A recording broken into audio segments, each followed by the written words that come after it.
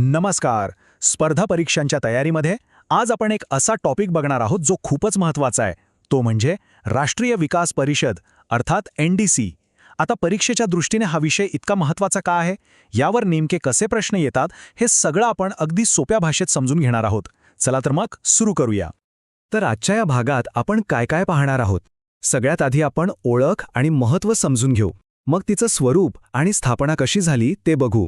त्यानंतर परिषदेची रचना कशी असते, तिची मुख्य कामं कोणती आहेत आणि हो, परीक्षेसाठी ती का महत्त्वाची आहे हेही जाणून घेऊ. आणि सगळ्यात शेवटी एक छोटासा सराव प्रश्न आणि फटाफट उजळणी करूया. चला मग थेट पहिल्या मुद्द्याकडे येऊया, ओळख आणि महत्त्व. तर ही राष्ट्रीय विकास परिषद म्हणजे नेमकं आहे तरी काय आणि तिचं महत्त्व काय होतं? सोप्या भाषेत सांगायचं तर राष्ट्रीय विकास परिषद म्हणजे भारताच्या नियोजन प्रक्रियेमधली एक सर्वोच्च संस्था. म्हणजे बघा, जे काही पंचवार्षिक योजना बनायच्या ना, त्यांना फायनल मंजुरी देण्याचं काम ही परिषद करायची. तिची पॉवर इतकी होती की तिला सुपर कॅबिनेट असंही म्हटलं जायचं. विचार करा, जोपर्यंत NDC हो म्हणत नाही तोपर्यंत कोणतीही योजना पुढे जाऊच शकत नव्हती. आणि हो, परीक्षेच्या दृष्टीनं हा आकडा हे वर्ष एकदम पाठ करून ठेवा. 1952 राष्ट्रीय विकास परिषदेची स्थापना झाली होती 1952 साली. हा प्रश्न इतक्या वेळा थेट विचारला गेलाय, त्यामुळे हे वर्ष विसरून चालणार नाही. आता आपण पुढच्या महत्त्वाच्या मुद्द्याकडे जाऊया. तो म्हणजे परिषदेचं स्वरूप आणि तिची स्थापना. हा भाग नीट समजून घ्या, कारण यावर हमखास प्रश्न बनतो. यातला सगळ्यात महत्त्वाचा शब्द आहे असंवैधानिक आणि अवैधानिक संस्था. आता याचा अर्थ काय? खूप सोपा आहे. याचा अर्थ भारतीय राज्यघटनेच्या कोणत्याही कलमामध्ये ह्या परिषदेचा उल्लेख नाही. आणि दुसरं म्हणजे संसदेने कुठला कायदा पास करूनही हिला बनवलेलं नाहीये. मग प्रश्न येतो की तिची स्थापना झाली तरी कशी? तर भारत सरकारने म्हणजे त्यावेळच्या मंत्रिमंडळाने एक कार्यकारी ठराव पास केला आणि त्यातून या परिषदेची स्थापना झाली. यालाच आपण इंग्रजीमध्ये एक्झिक्युटिव्ह रेझोल्यूशन असं म्हणतो. म्हणूनच तिला कोणताही घटनात्मक किंवा कायदेशीर आधार नाही. ती सरकारच्या एका निर्णयानेच अस्तित्वात आली. बरं, ही एक इंटरेस्टिंग गोष्ट आहे बघा. फक्त राष्ट्रीय विकास परिषदच नाही, तर आपल्याला माहिती असलेला नियोजन आयोग आणि आताचा नीती आयोग या तिन्ही संस्थांची स्थापना याच पद्धतीने म्हणजे सरकारच्या कार्यकारी ठरावाद्वारेच झाली आहे. ही तुलना जर लक्षात ठेवली ना, तर हा कॉन्सेप्ट एकदम पक्का होऊन जाईल. चला आता बघूया की या परिषदेमध्ये सदस्य म्हणून कोण कोण असतं, म्हणजे तिची रचना नेमकी कशी आहे. तर बघा, या परिषदेचे अध्यक्ष असतात पंतप्रधान. त्यांच्या सोबत असतात सर्व राज्यांचे मुख्यमंत्री, केंद्रातले सर्व कॅबिनेट मंत्री, जेवढे केंद्रशासित प्रदेश आहेत त्यांचे प्रशासक किंवा नायब राज्यपाल आणि नीती आयोगाचे सदस्य. पूर्वी इथे नियोजन आयोगाचे सदस्य असायचे. आता ही रचना पाहिली की एक गोष्ट लक्षात येते.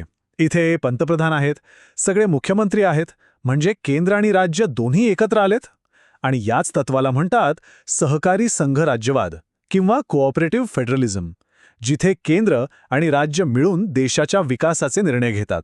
यामुळे काय होतं, तर देशातले संबंध अधिक दृढ होतात. रचना तर आपण पाहिली. आता वळूया परिषदेच्या मुख्य कामांकडे. ही परिषद नक्की काय काय कामं करायची? याची मुख्य 4 कामं आहेत. पहिलं म्हणजे देशाच्या विकासासाठी धोरणात्मक मार्गदर्शन करणं. दुसरं आणि हे सगळ्यात महत्त्वाचं काम होतं ते म्हणजे पंचवार्षिक योजनांना फायनल अप्रूव्हर देणं. तिसरं काम केंद्र आणि राज्यांमध्ये समन्वय साधणं. आणि चौथं म्हणजे ज्या योजना मंजूर झाल्या आहेत त्यांचं काम कसं चाललंय याचा आढावा घेणं. आता मनात प्रश्न येईल की हे सगळं आपण का अभ्यासतोय. तर याचं उत्तर सोपं आहे, परीक्षेसाठी. चला तर बघूया परीक्षेच्या दृष्टिकोनातून हा घटक किती महत्त्वाचा आहे. अनेकांना वाटेल की आता तर नियोजन आयोगही नाही आणि पंचवार्षिक योजनाही नाहीत, मग याचा अभ्यास कशाला? पण लक्षात घ्या, भारताच्या नियोजन प्रक्रियेत NDCची भूमिका खूपच मोठी होती. देशाच्या विकासाचा जो पाया रचला गेला त्या योजनांना अंतिम स्वरूप याच परिषदेने दिलं होतं. आणि म्हणूनच आजही तिच्या रचनेवर, कार्यावर आणि इतिहासावर प्रश्न विचारले जातात. खास करून MPSC कंबाइंड गट ब आणि क, राज्यसेवा, अगदी UPSC सिव्हिल सर्व्हिसेस आणि इतर राज्यांच्या परीक्षांमध्येही हा टॉपिक हमखास दिसतो. त्यामुळे याची तयारी करणं खूप गरजेचं आहे. बरं, आतापर्यंत आपण बरीच माहिती पाहिली. आता ती पक्की करण्याची वेळ आलीये. चला, एका सराव प्रश्नाने आणि एका क्विक रिव्हिजनने हे सगळं पुन्हा एकदा आठवूया. स्क्रीनवर एक सोपा प्रश्न दिसतोय. राष्ट्रीय विकास परिषद म्हणजेच नॅशनल डेव्हलपमेंट काउन्सिलची स्थापना कधी झाली? पर्याय आहेत ए 1950, बी 1951, सी 1952 आणि डी 1955. आठवत आहे का?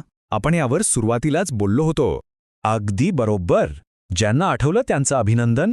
याचं अचूक उत्तर आहे पर्याय सी 1952. हे साल पुन्हा एकदा अधोरेखित करतोय कारण ते खूप महत्वाचं आहे. चला तर मग जाता जाता 3 सर्वात महत्वाचे मुद्दे फटाफट बघूया. 1. स्थापना झाली 1952 मध्ये. 2. अध्यक्ष असतात पंतप्रधान. आणि 3. तिचं स्वरूप आहे असंवैधानिक आणि अवैधानिक, म्हणजे सरकारच्या कार्यकारी ठरावाद्वारे बनवलेली संस्था. हे 3 मुद्दे जरी लक्षात ठेवले ना, तरी या टॉपिकवरचे बरेचसे प्रश्न आरामात सुटतील. आणि जरी आज ही प्रक्रिया बदलली असली तरी देशाच्या विकासासाठी केंद्र आणि राज्यांनी एकत्र येऊन काम करावं या विचाराचं महत्त्व आजही तितकंच आहे.